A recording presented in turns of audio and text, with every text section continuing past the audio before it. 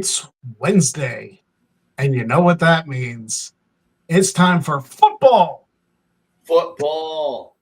Yes. Football. We Both of are our both, teams are very scary to watch. let me tell you what, I am really excited for the fact that the Steelers are 3-0. Notre Dame is 3-1. So football's looking pretty good for me lately. Yeah, Notre Dame's looking like they're turning it around at least. And that's all that you were hoping for after losing to Northern Illinois. Listen, I was in South Bend this past weekend, so I got to firsthand witness Riley Leonard's first touchdown pass of the season. So that was an experience. Hey man, you got to catch that this not this Sunday, but next Sunday I'm gonna be live for the Broncos Raiders game. I don't know how that's gonna go, but yeah, football, man. It's been wild already this season. Referees have just been throwing yellow flags left, right, and center. Yeah, especially if you got an arrow on the side of your helmet. Oh yeah, those stripes better be changed to red by the end of the season. Holy shit! Yeah. But we got a lot of teams that we didn't expect to do well, doing well.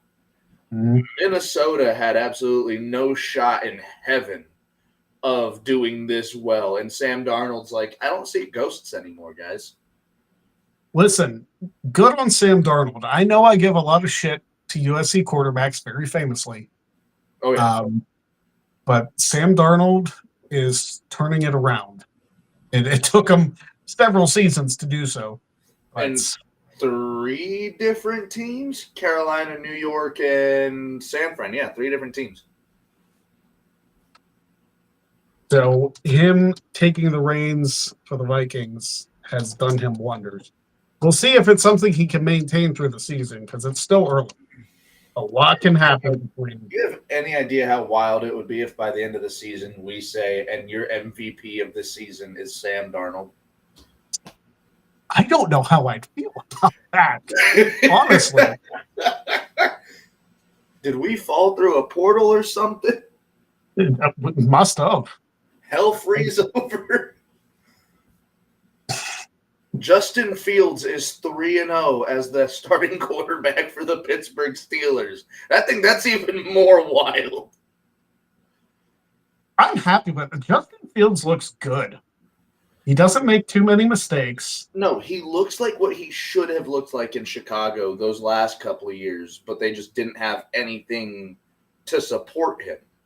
Yeah, I think Chicago fans are learning that Justin Fields was not the problem. Well, here's the thing, and I know you're going to hate it. Caleb looked good this last week. 350 yards. I said it on Twitter. It's like, I can't rag on Caleb Williams because he actually statistically had a very good game. They still lost because they're the Bears. I feel about watching Josh Allen this fucking whole season so far. Listen, Jared Bailey's a very happy man. Josh Allen is doing Josh Allen things. Let's just hope that he can maintain that because we need somebody to take the Chiefs down.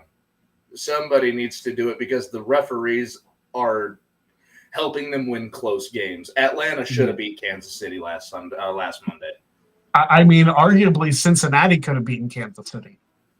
Like, there was a lot of question about that pass interference call, which, since they were a division rival, I didn't want to give them that much credit. It was a coin toss for that pass interference call. Mm-hmm.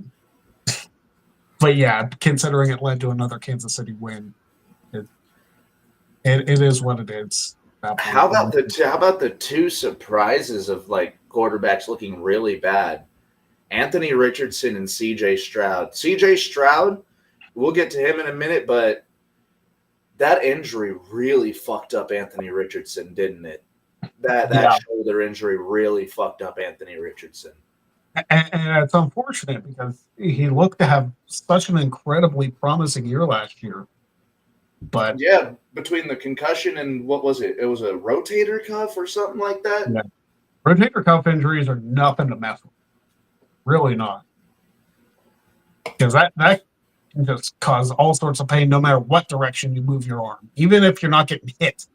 It's brutal. Let alone being on your throwing shoulder where you're constantly going back and trying to whip it forward. And I know it was just one game, but CJ Stroud looked like dog shit last week. I'm in a very tough situation as far as my fantasy football league goes with the wrestling media because CJ Stroud is my quarterback. Jordan Love is my backup.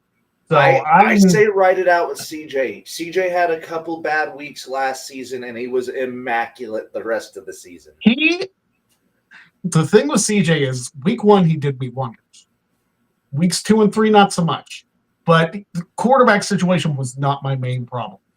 I benched Mark Andrews after this week. I don't know what is Mark Andrews the second string tight end now for Baltimore. What is going on? To be fair, he is coming off an ACL injury, but that shouldn't stop them from going to the most reliable set of red zone hands other than Travis Kelce. Yeah. Well, I also have Cole Kmet of the Bears. And I said, it's like, if Caleb Williams starts to get good, I wanted Cole Kmet just to make sure that I just traded for Cole. I just traded for Cole Kmet. So here's the thing. Eberflus likes his tight ends. Yes. Eberflus likes his short dump-off passes. Mm-hmm. If you're in the red zone, Cole Kmet has already proven that he's a damn good red zone threat. Caleb's got 3 fucking targets in the red zone between DJ Moore, Keenan Allen, and Cole Kmet. Yeah. And Romo Dunze is looking really good too. They've got weapons in Chicago now. DeAndre Swift is, don't know what's going on there, but.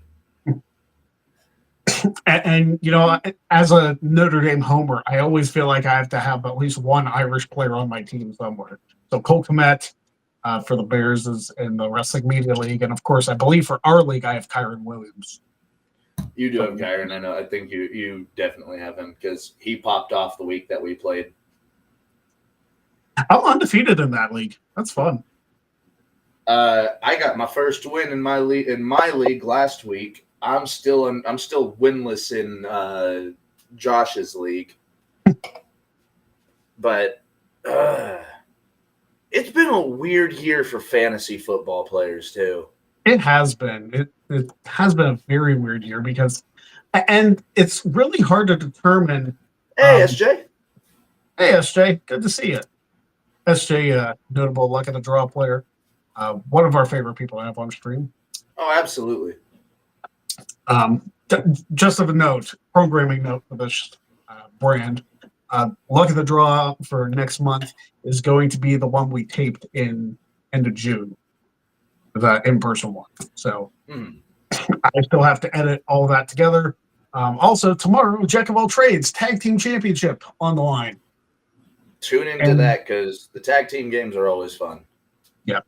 It might just be a 1-on-1 tag team match, which is it's still 4 people, but hey. It means the game's going to go a little faster, so it's going to be a quick Jack of all trades. Yeah, it should be, but it should still be fun. Absolutely. Tag team champions from True Heel Heat against the reigning singles champion, Chris Cass, and JB3 they're teaming up to see if they can wrest away those tag team champions. Oh, dear God, Cass is going to hold another set of titles. Listen, I mean, Sat did it with, I think you did it too. Weren't you champion when? Yeah, I was about to say, I believe I passed it to Sat. So we just kept the dual championships alive for a long time. Well, not for a long time because you guys lost the tag team titles pretty quick. But I haven't done a tag team game in 2 years. Has it really been that fucking long already? Dude, I was in the other house when we did it. So yeah. So was I. Time flies, people. Time flies. Time does fly. And I'll tell you what, the last 2 years have been absolutely insane. But, yeah, it really has. So I know.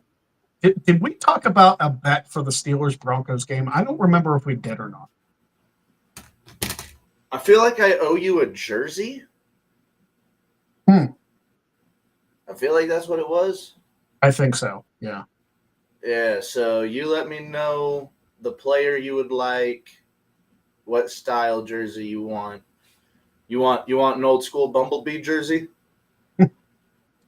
I'll tell you who I really want, and I'll see if you can get it from this.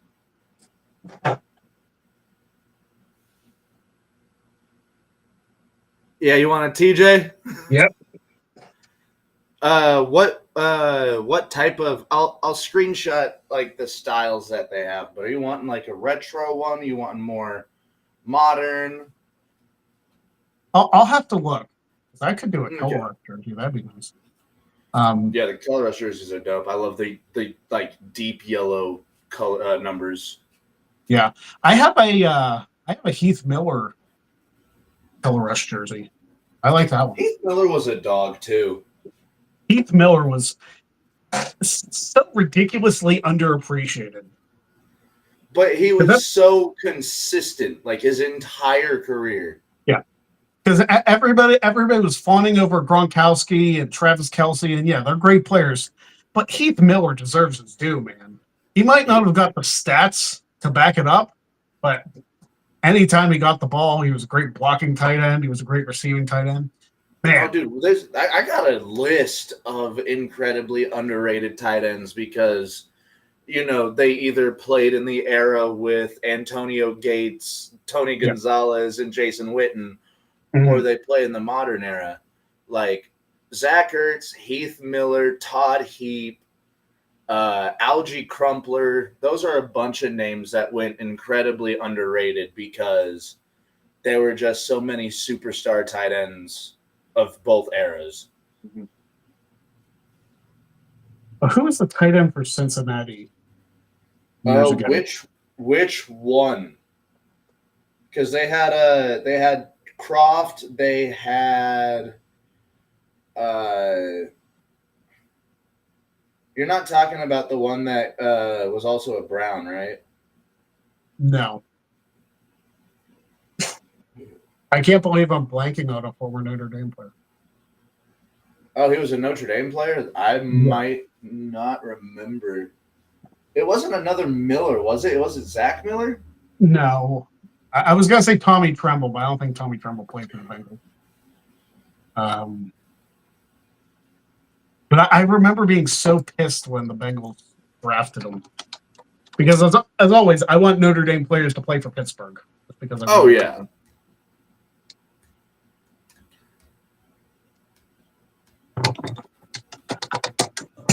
I'm going to look it up, and I'm going to be so annoyed because I should. Go ahead. I will also say that I'm going to stay 10 toes down, firm believer in Bo Nix. He's not done anything to lose my faith. He's not putting up Paxton Lynch bad numbers. He's hitting his receivers. He's able to escape sacks whenever he needs to. It's a little hard to run away from T.J. Watt and the Pittsburgh defense. So, you know, it makes sense that he got hit a couple times. But against Tampa, dude, he looked comfortable. Mm-hmm. Tyler Eifert was who I was thinking of. Eifert. Yeah, Eifert was a dog, too. Very underrated as well. Notre Dame tight ends, I'll tell you what, but they're pretty solid in the NFL. You see, Denver, we had Shannon Sharp.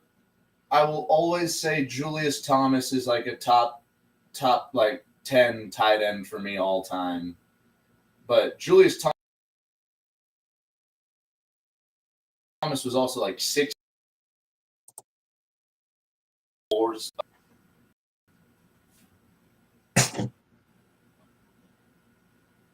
Did I cut out? Everything good? Yeah, you cut out, so I lost you. Where Where did I cut out at? I think you were talking about Julius Thomas. That was the last thing. Yeah. 6'5" tight end who weighed 280 pounds and could run like a 4.7 40. Yeah. That boy was a monster for Denver and totally one of Peyton Manning's favorite targets. Let me tell you, I think Ben Koyak was the tight end of Jacksonville the year that they beat Pittsburgh in the playoffs, and they should have beaten New England in the playoffs. Was that the Mark Brunell year? Oh, no. Brunell was way out of the league by then. Oh, okay.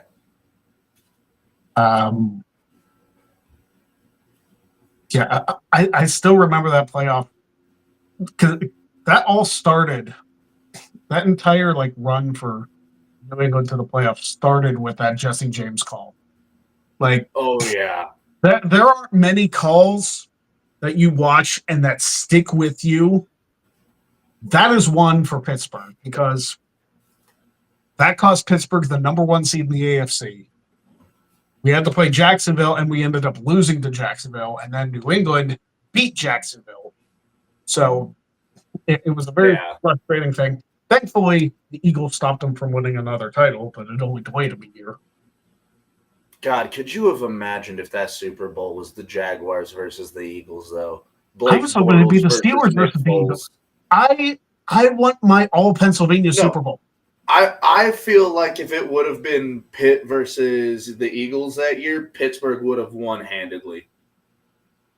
Probably. But, yeah, no. A lot of teams really do have moments like that. You've got the Jesse James catch. Cowboys fans, without a shadow of a doubt, that Des Bryant catch. That was a catch. Oh, yeah. In fact, that was probably a touchdown, honestly. It would have been a touchdown because I think he was in the end zone, ball across the plane.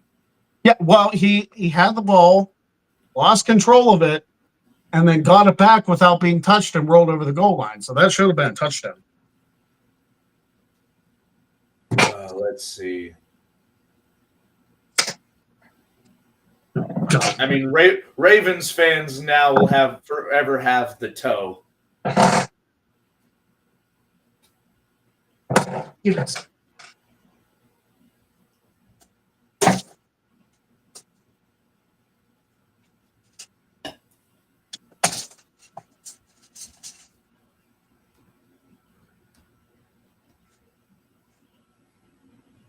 Oh, I thought you were getting a terrible towel out.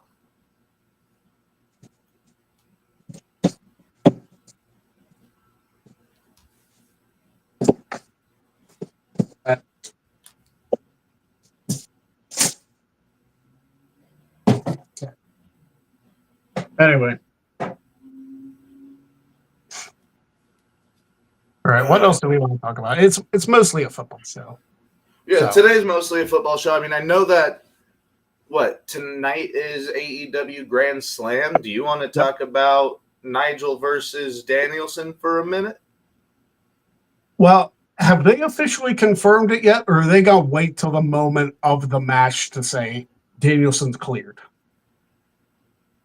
I could have. They wouldn't promote it like that if they're just going to pull the rug out from under us like that. Well, it could be one of those things where Nigel gets a count-out victory or something, like a forfeit because Danielson's not cleared yet, and he knows that, so he can just claim victory over Bryan Danielson. I don't know. Yeah, they could do that, but I feel like they're going to want to give, especially for Grand Slam, they're going to want to give the audience what they want, I think. It's tough because next week is the 5th anniversary, so they're doing 2 big shows back to back. They have a bad habit of doing that. They do, and when you promote more big shows, it makes it harder for each one to feel important. And I want them to have a solid card next week, Yeah, especially, again, like you said, it's the 5th anniversary. Yeah. 5 years for a company that people consistently said wouldn't make it past 2. Mm-hmm. They got to announce the deal then, right? They got to announce the. Oh yeah, you figure they got to announce that. 5 years in, company that they said wouldn't last. Well, here's another 5 years with TNT or TBS. I don't think they've announced matches for that. Where is it? Did you say it was in Pittsburgh? Yeah, I'm going. Yeah. Will Ospreay versus Ricochet. I get to see that live. Okay. I know the match that everybody remembers between them happened almost 10 years ago. Yep. I have always said that they are either going to try to just match that, or they've gathered up enough knowledge and ability over the years that this could potentially be one of the best matches they'll ever put on together. I'm excited about that one. According to this one site, it's going to be Dr. Britt Baker versus Serena Deeb, which that should be fun. That should be a That should be a damn good match. But that's all that's announced so far. You got to have Britt Baker in Pittsburgh. Yeah, you have to. Like the towels will be twirling, I'm sure. I want a Mercedes match. Give me a Mercedes match on that show. You still haven't seen her live, have you? No, I haven't. Because I went from 2014 to 2024 without a WWE show. So I missed her entire WWE run. At least live. Yeah, for that reason, I really want you to at least get a Mercedes match. Hell, put her in a tag team match. Put her in a tag team match with Camille. You could, really. Like, I would be fine with that. So tonight for Grand Slam, you have Jeff Jarrett and Hangman Page in a lumberjack strap match. That seems a little convoluted, but okay. Yeah. You have Saraya versus Jamie Hayter in a Saraya's Rules match. You have Hook versus Roddy Strong for the FTW title. You have Matt and Nick Jackson. Yeah, you have Matt and Nick Jackson versus Kyle Fletcher and Will Ospreay for the tag titles. Oh, that's right. I remember getting upset about that last week. Continue. The trios titles are on the line.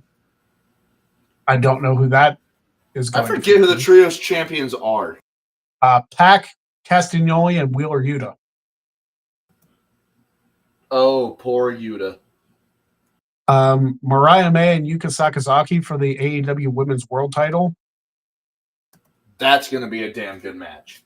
Moxley versus Darby for the title shot. Darby's probably going to die. And then Nigel and Danielson. So. Yeah, no, you don't promote that as the main event and pull that rug out from under me, goddammit. Right. Yeah, it sounds like they've got one stellar card for Grand Slam tonight. And if there's one thing AEW always delivers on, it's the in-ring content. So, yeah, I'm probably tuning in tonight.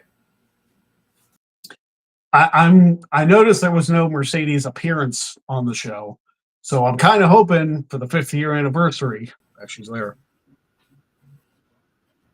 Just me. I can't imagine if they keep her off of the show tonight, I was about to say, if they keep her off the show tonight, I can almost guarantee that you'll see her in Pittsburgh. There's also been rumors tonight of an appearance by a certain former executive of WWE. I've been hearing about that, and I know, Greg, that if you are there for the 5th year anniversary, because if he shows up tonight, he's there next week. Yeah. Greg Cherry being in attendance for a Shane McMahon pop would be the most funny thing on the planet Earth. Listen, if I'm there for Shane and Mercedes on the same show, I'm a happy guy. Greg's gonna be doing the money dance up and down the fucking aisles. It's I gonna got be floor seats, so incredible. I might.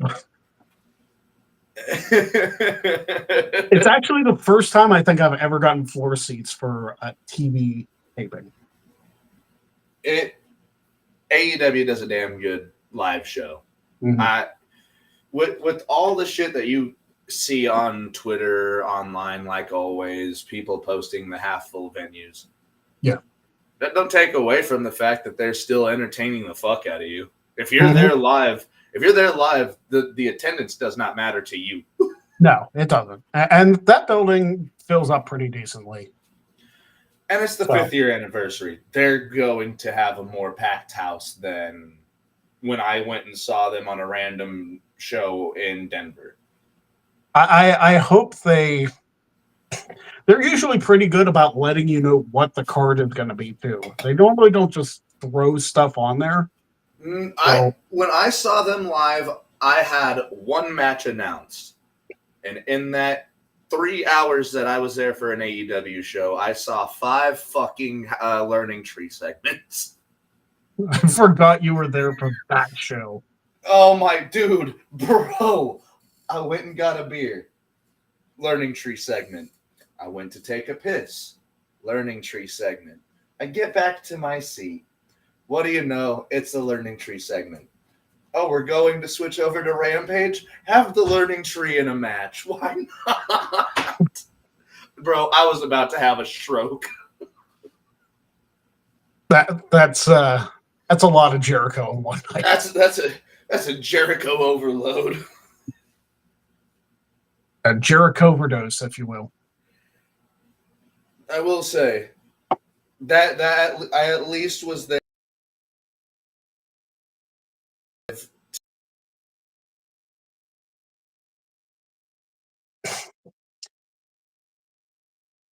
And you froze.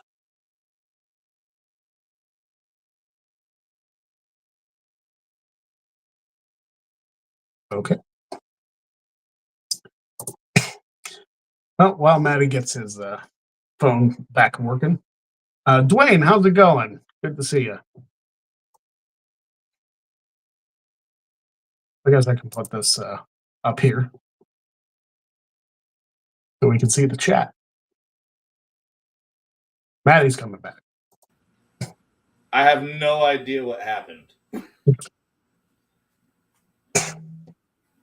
No idea, but hey, we got the chat on screen. Hello, Dwayne. Hello, SJ.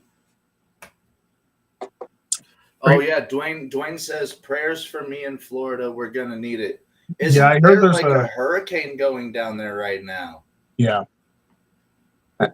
that's gonna be rough. Like getting. Danny, what did I do to you? Welcome back, Danny. Danny, Danny's one of our favorite guests that we've ever had. I'm out here catching strays for no damn reason. I win one game. Listen, she is I called her the designated hater. So designated hater, it is the most fitting position for Danny. Oh, absolutely. And she fills that role well. It's fantastic. Hey, she's putting up career numbers, bro.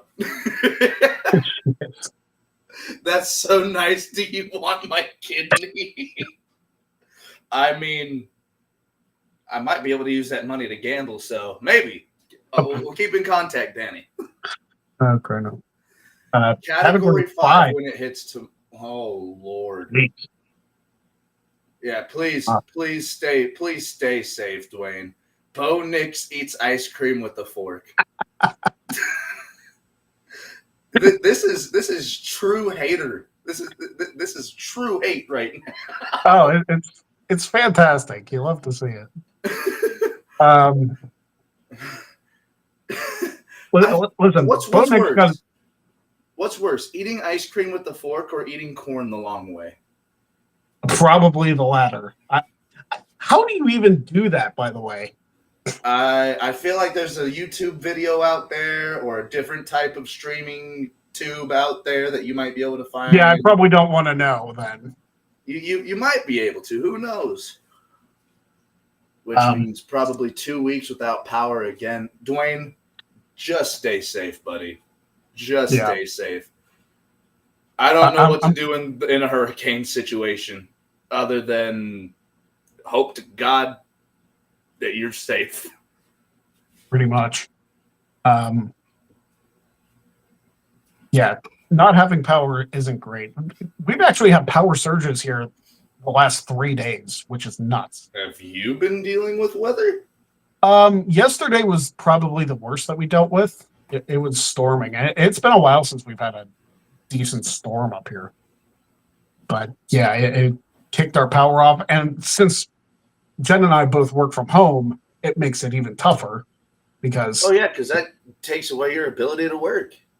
Exactly. And I work on the desktop, which at some point I just need to get a new laptop to do my work stuff on and to do the streaming.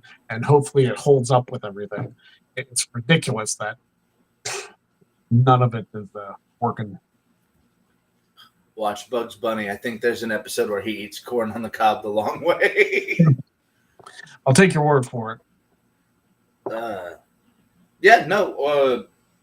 Finally up here in Colorado, we are experiencing the 1 to 2 weeks of fall that we get. Snow has already fallen up in the mountains. Oh, nice. Yeah. So how many months out of the year does Denver get snow? Denver specifically? Well, around you, like Colorado. So, depending on where you're at up here, like, I always predict first snowfall in my area around Halloween. Like, right before Halloween, either right before or right after. The peaks of the mountains will usually get it early, middle of September, like they just did. But, yeah, we will get snow from about mid-late October all the way up until late April, potentially May or June. There was snow on my graduation day.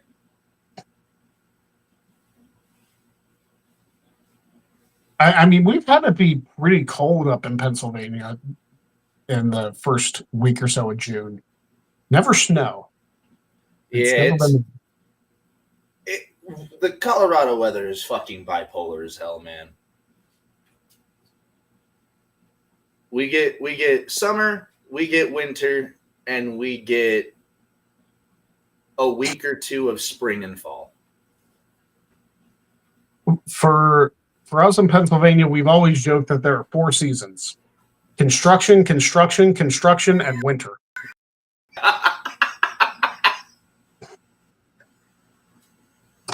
I mean, you are close to the Steel City, no? I mean, close enough to realize that, Route 28 has been being worked on for the last 30-some years.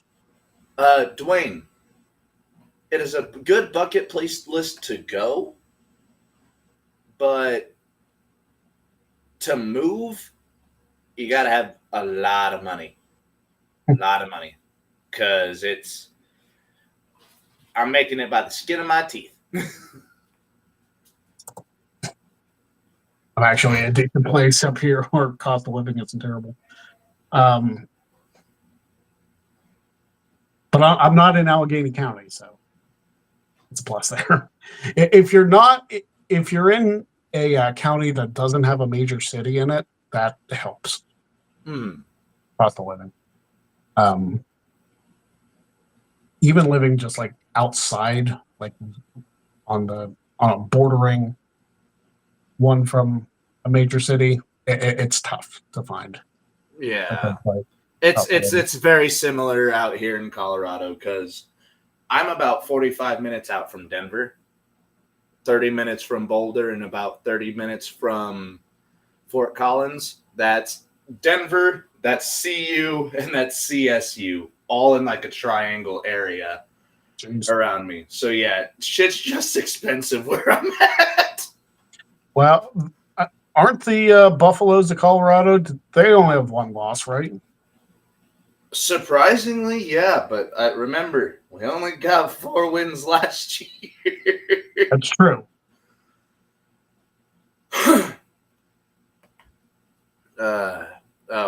What's going to be this biggest upset tonight? I feel like if Darby Allin beats John Moxley, that'd be the biggest upset tonight. Yeah. Because storyline-wise, I think it would make sense for Moxley to win. Yeah. I mean, Nigel beating Daniel would be wild. Yeah. I don't know if that would fall under upset, though, because of how matched they were throughout their career. I don't think... I think Nigel coming out of retirement to beat Danielson would be crazy, especially because Danielson is the reigning champion. I still think imagine the pop, though. Imagine the pop on 3. Yeah. That's a tough one for me because either Nigel beats Danielson by forfeit, which I still think is a possibility, or I think Danielson runs through. I don't know. Because you can't have it go too long and risk Nigel getting busted at any point. Yeah. Because we all know the reason that he's not wrestled. But man, give me a 15 to 20 minute exhibition, and if it's a roll up or like a European clutch type of pinfall, yeah, bro, imagine the pop that the crowd would have if Nigel got the 3 count. Mm-hmm. And that would also set up for a rematch between him and Brian in Tacoma, Washington for Wrestle Dream. That's the only reason I'm putting that out there. I kind of want to see Christian cash in. Bro, I genuinely got mad when Christian was coming out during the pay-per-view. I would not complain to see Christian Cage as the AEW World Champion. I wouldn't either, but at this point, it has to be after Moxley kills him.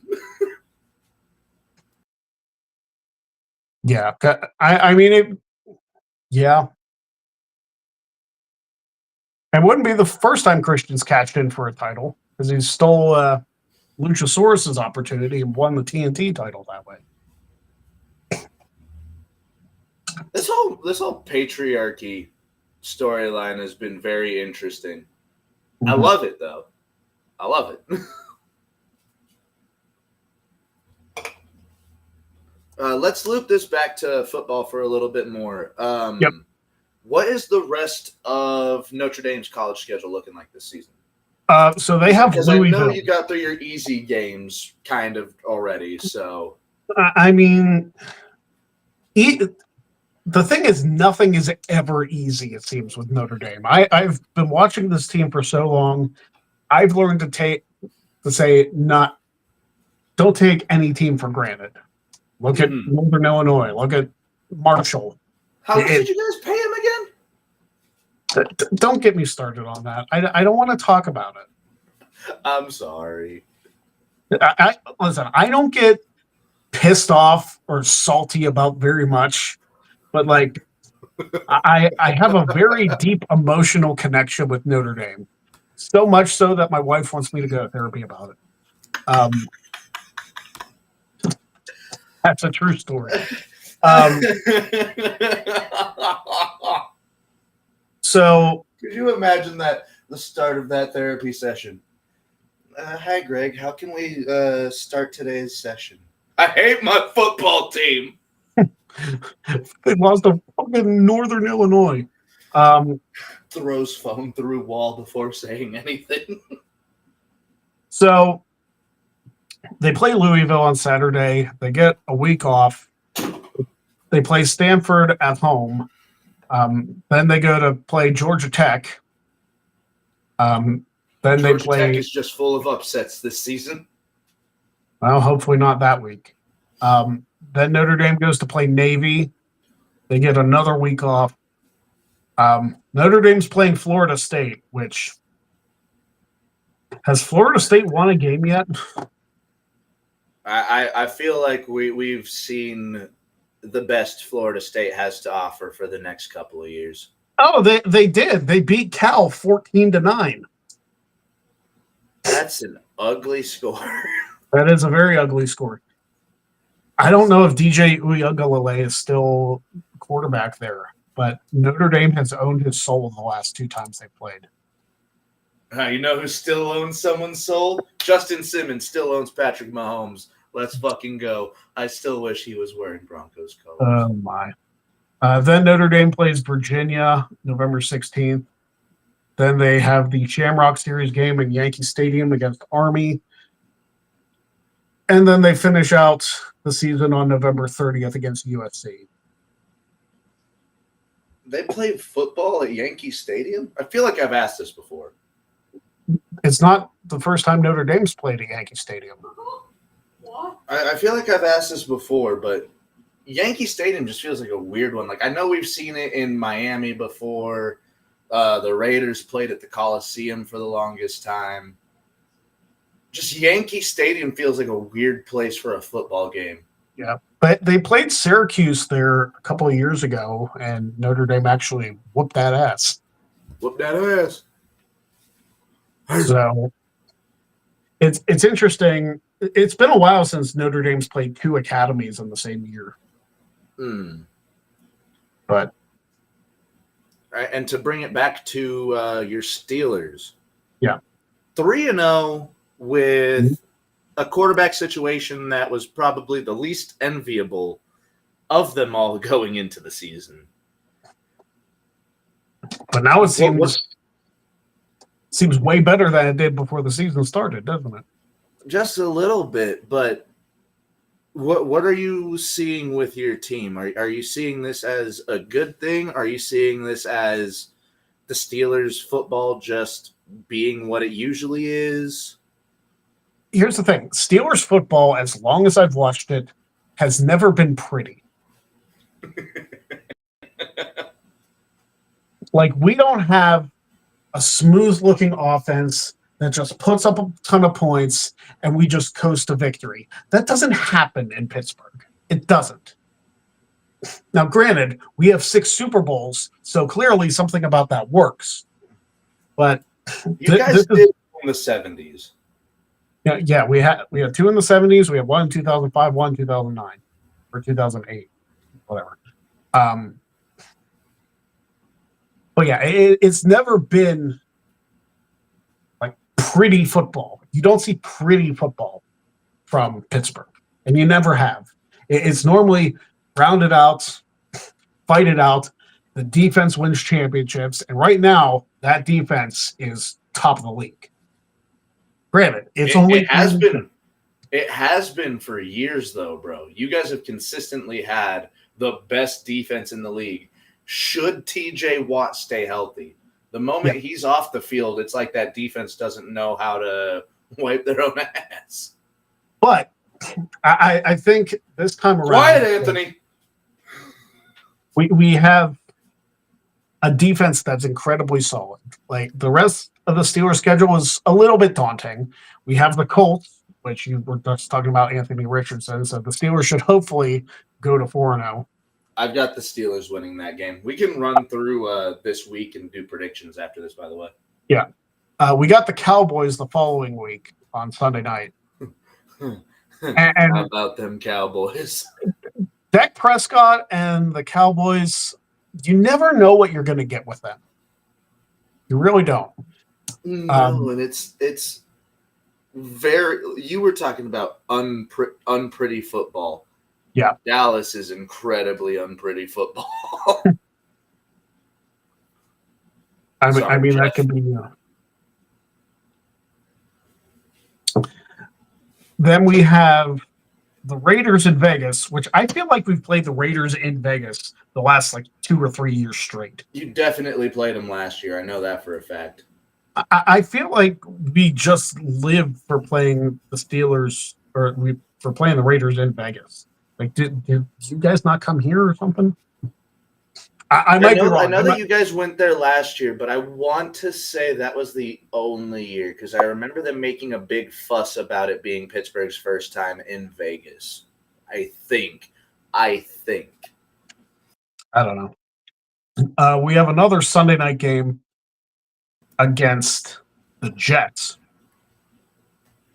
And that's another really weird team.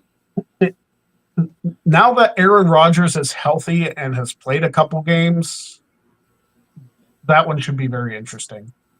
Then we have a Monday night game against the Giants, which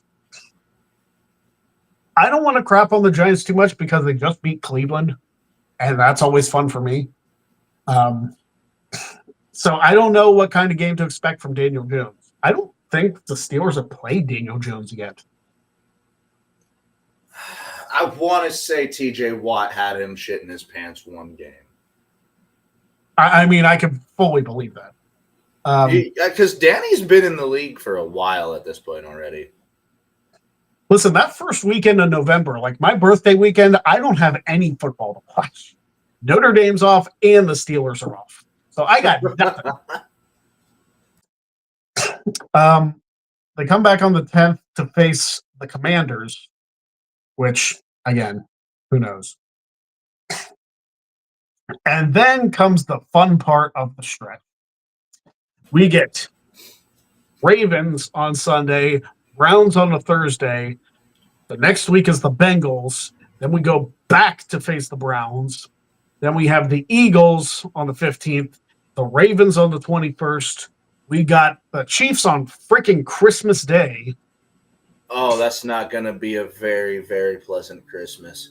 And listen, if the defense is now like they are now, and they put all that pressure on Mahomes and he can't do anything, then it's going to be an amazing Christmas. Look, I'll PayPal TJ Watt whatever the fine is for doing a helmet to helmet on Mahomes. Don't get him tossed from the game, man. Hey, one game and a paid off suspension. I feel like that is a very worthwhile cause. All right, Bountygate. And then we finish Call off. me Greg Roman, damn it. And then we finish off the season with a home game against Cincinnati. That last stretch is fucking rough. I mean, we don't have a divisional game until November 17th. And then we have freaking 4 in a row. Ravens, Browns, Bengals, Browns again. Whoever set this schedule up was like, hey, Steelers, fuck you. Hey, man, NFL scriptwriter does not like the Steelers. I'll tell you what, though. Like, winning in these early games is going to mean a lot. Like, the fact that they're 3-0 right now. If you have a good record going into that last stretch, you've got a chance of either still finishing on top of your division or wild card. Like, you may have a very good shot at the playoffs should you continue to do well before that stretch. Right. The funny thing is right now, the Steelers have more wins than the other 3 teams in the AFC North combined, so that's fun. Yeah. But again, it's another 2 months before we see any of those teams, which is just an absurd way to schedule that. Like, I can't believe, and it was talked about a lot before this season, what an incredibly brutal stretch it is from November 17th until the end of the season. Yeah. And, people will probably be sitting here right now going, oh, you guys are going to have a decent run with the Bengals. Joe Burrow's not doing well. It doesn't matter the Bengals. The Bengals always turn it up during the end of the season too. Divisional games also. It does not matter what the record is. It doesn't. It never does.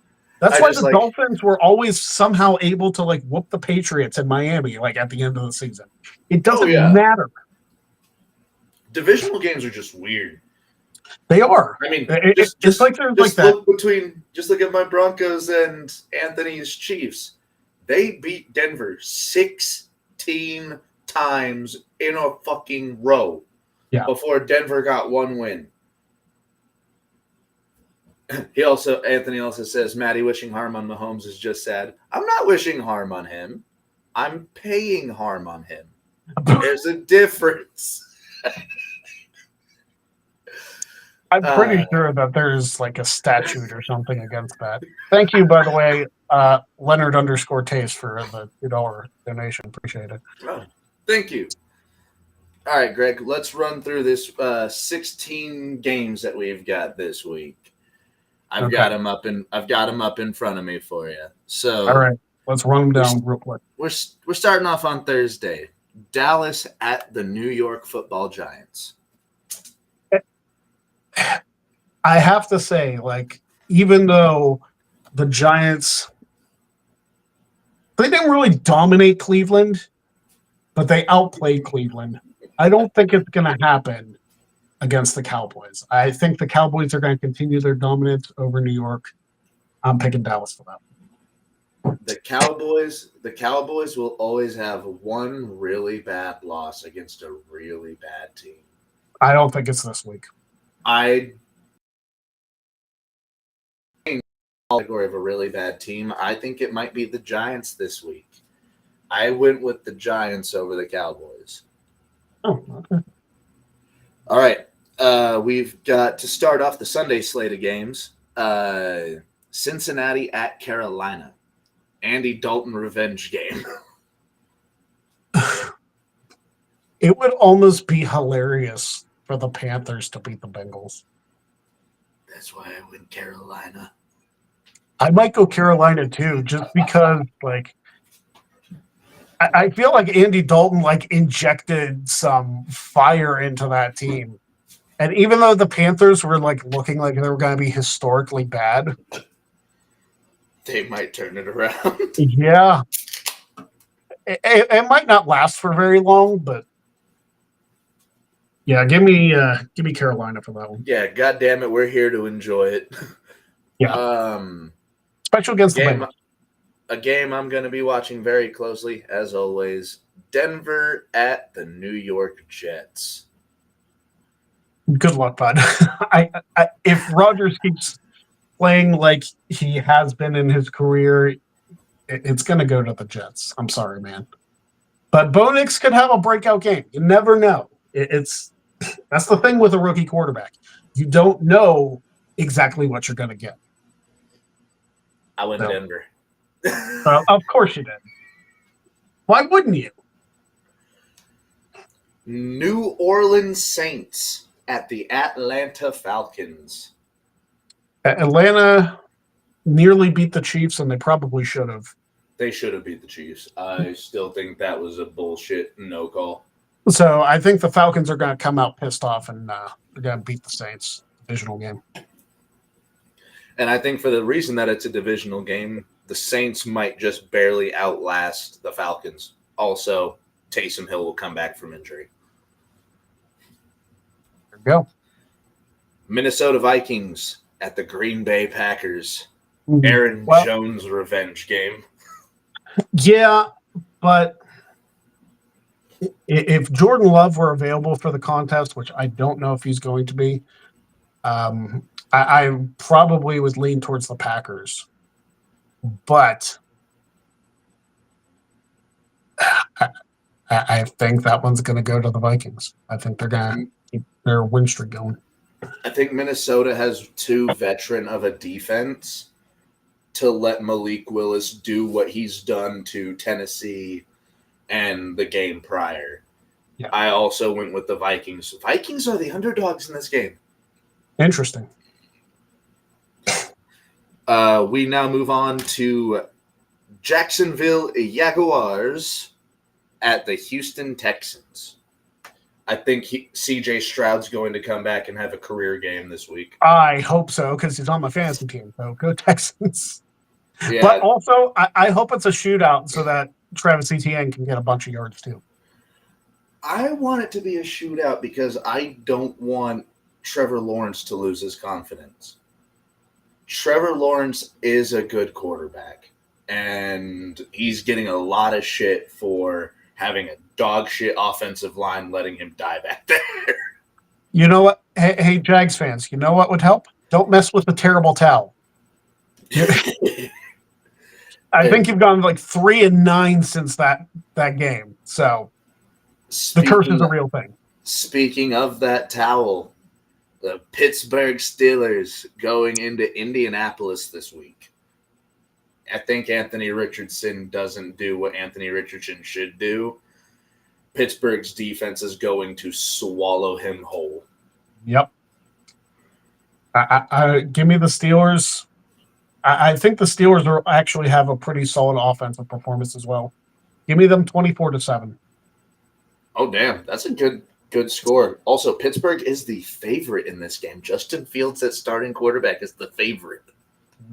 Listen, I mean, the Steelers have proven over the last 3 weeks that even if they may not be the most offensively dynamic of NFL clubs, that they can put together wins. And quite frankly, at the end of the day, that's the only stat that matters on the board. Oh, yeah, absolutely. I'm a Broncos fan. I know that. The Los Angeles Rams at the Chicago Bears. I feel like, and this is going to pain me to say it, I feel like Caleb Williams is going to start to get rolling. So give me the Bears. I think he's going to start get rolling as well. Chicago's actually the favorite of this game. But I went with the Rams. I think Matthew Stafford, his experience, it's just going to elevate the Rams a little bit higher. And the Rams just beat San Francisco, so yeah. I don't know. And we go to the other side of Pennsylvania. We've got Philadelphia going into Tampa Bay. I think this is going to be the Eagles are going to clean house, I think. I go the opposite direction. I think Tampa Bay's going to blow them out. Wow. Okay. I think watch that game end up being like 7-6 or something. Watch it be a defensive struggle. Fucking the probably. New England Patriots, San Francisco 49ers. Oh, God, who cares? I went with the New England Patriots. Give me the 49ers just because fuck New England, that's why. Yeah, no, if I'm not mistaken, I saw Trent Williams go down at the end of last week's game for the 49ers, and the team historically has done really bad without Trent Williams out there. Take away Christian McCaffrey as well. Yeah, McCaffrey's gone. McCaffrey's not even playing this season, which thank God I didn't draft him. Dude, I think there were so many people that are like, thank God I didn't do that. Washington Commies at Arizona Cardinals.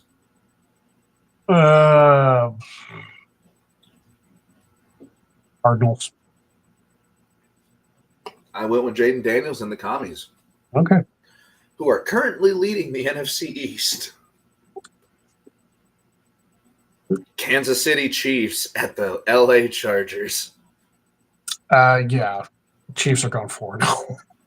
Yeah, this is Kansas City's game. This is Kansas City's game to lose. If the Chargers win, it's all due to the Chiefs fucking up. Yeah. Listen, the Steelers held the Chargers to -5 yards in the second half. -5 yards. Which is absolutely unheard of in this day and age of the NFL. So if the Chiefs defense is anything remotely like that, then yeah, Chiefs for the win. This could potentially be the worst game of the week. Cleveland Browns at the Las Vegas Raiders. Oh, God. We don't know who's going to be the quarterback for Vegas. I think Groper Cleveland's going to be the quarterback for the Browns. That might be better than Deshaun Watson. Give me the Raiders. I also went with the Raiders. Potentially game of the week, Sunday night. Buffalo Bills, Baltimore Ravens. Ooh, that one's gonna be offensive heavy, I think. I went with Baltimore. I'm going to go with the Bills, like 31-28. Josh Allen has been coming out the gate really hot. And I'm going to say that game ends with a Justin Tucker missed field goal. Bro, we could go on a full tangent about that, but we don't have the time. No, we're already past, but we got games to. Tennessee tight are kicking off the Monday games. We got another Monday night doubleheader. Ooh, Tennessee Titans at Miami. That's a primetime game, everybody. It's amazing that flex scheduling doesn't come in until like later in the season. Titans? No. Give me the Dolphins. Well, Levis sucks. Miami sucks without Tua. They don't have an identity. I went with Tennessee. Well, Tua's going to be a vegetable if he keeps playing the way he's playing. At least Tennessee's got Tony Pollard. And the final Monday night game, Seattle at Detroit. That'll be fun. It should be. Or Detroit is going to absolutely blow Seattle out of the water. Yeah, give me Detroit just because they're at home. I went with Detroit as well. No. So, all right. Yeah, for what I did, I threw all of those together, $1 parlay. That's over $250,000 if I hit that. Oh, there you go.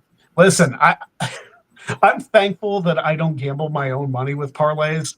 I did a 5-leg parlay for this past Sunday. I missed on every single fucking game.